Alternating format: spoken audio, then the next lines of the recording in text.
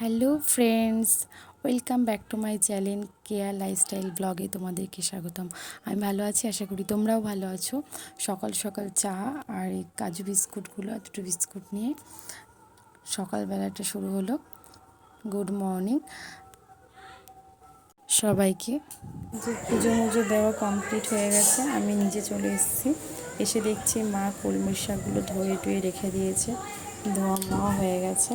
তারপরে ধুয়ে টুয়ে রেখেছে। আমি দেখতে পাচ্ছ কালকে দিদিন বাড়ির থেকে নিয়ে এসেছে পুরো টাটকা শাক।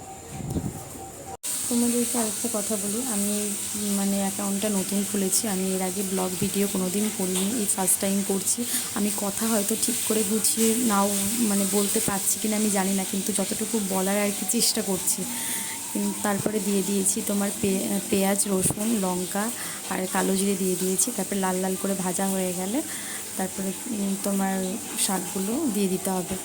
তো শোনো, আর একটা কথা, কেউ তো আর শিখে আসে না, সবাই এসে তারপরেই শেখে।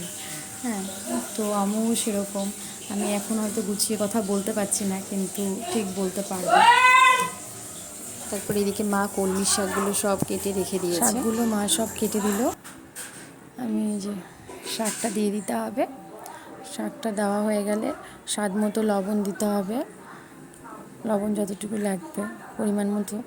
তারপরে লবণ দেওয়ার পরে সামান্য পরিমাণ হলুদ দিতে হবে, হলুদ আর লবণ দিতে হবে, দিয়ে নাড়াচাড়া করে ঢেকে দিতে হবে। এদিকে চিকেন নিয়েছি, রসুন নিয়েছি, পেঁয়াজ নিয়েছি, একটু আদা কুচি নিয়েছি, একটু টমেটো, পেঁপে আর আলু। এটা আমার মাম্মার জন্য আলাদা করে খাবার বসিয়ে দিয়েছি। তোমার তেল দিয়েছি আর একটু গোটা জিরে দিয়েছি। তারপরে একে একে সব মশলাগুলো দেওয়া হয়ে গেছে, দিয়ে তারপরে পেঁপেটা আর আলুটা দিয়ে একটু ভাজা ভাজা করে নিতে হবে। ভাজা ভাজা করার পরে তারপরে তোমার মশলাগুলো যে ভাজা ভাজা হয়ে যাবে তখন একটু লাল লাল করে ভেজে নিতে হবে। আর ওরা তো একদমই তো ঝাল খায় না, একদমই তো ছোটো। তারপরে স্বাদ মতো লবণ দিতে হবে, লবণ দিয়ে একটু হলুদ দিয়ে দিতে হবে, দিয়ে তারপরে আবার নাড়াচাড়া করতে হবে। নাড়াচাড়া করে একটু ভাজা ভাজা করে নিতে হবে। এদিকে আমি এটা শেয়ার করলাম, আমার মতো যার 2 বছরের বাচ্চা আছে, যারা খায় আর কি এইভাবে, তাদের কাজে লাগতে পারে, ওই জন্য তোমাদের সাথে শেয়ার করলাম। তারপরে একটু নাড়াচাড়া করে লাল লাল করে নিতে হবে, একটু ভাজা করে নিতে হবে। ভাজা করে তারপরে চিকেনগুলো দিয়ে দিতে হবে। চিকেনগুলো দেওয়ার পরেও তারপরেও একটুখানি ভাজা ভাজা করে নিতে হবে, নাড়াচাড়া করে নিতে হবে।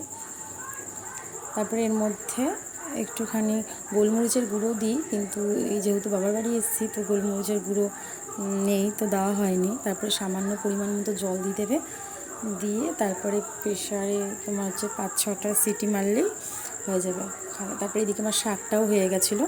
শাকটা হওয়ার পরে তারপরে এদিকে মাংসটা বসিয়ে দিয়েছি।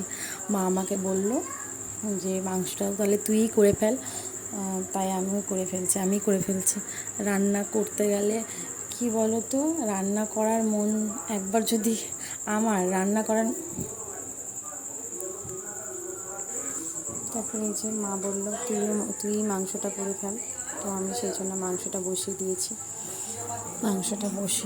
মাংসটা মশলা টশলা দিয়ে সব কষাচ্ছি। মাংসটা, এই যে আমার অবস্থা, সত্যি রান্না করতে কী যে কষ্ট এই গরমের মধ্যে সে আমি বুঝতে পারছি। আমি তো খুব একটা রান্না বান্না করি না। তারপরে এই যে আমার মাম্মার জন্য রান্না করেছি, পুরো একদম হালকা পাতলা ঝোল। তারপরে এদিকে মাংসটা কষানো হয়ে যাচ্ছে, কষানো হয়ে গেছে। মাংসটা কষানো হয়ে আছে, এবার জল দিয়ে ঢেকে দেবো। তারপরে গরম মশলা দিয়ে ঘি দিয়ে তারপরে নামিয়ে নেব। জানি না প্রথম ব্লগ ভিডিও করছি, কেমন হচ্ছে আমি জানি না।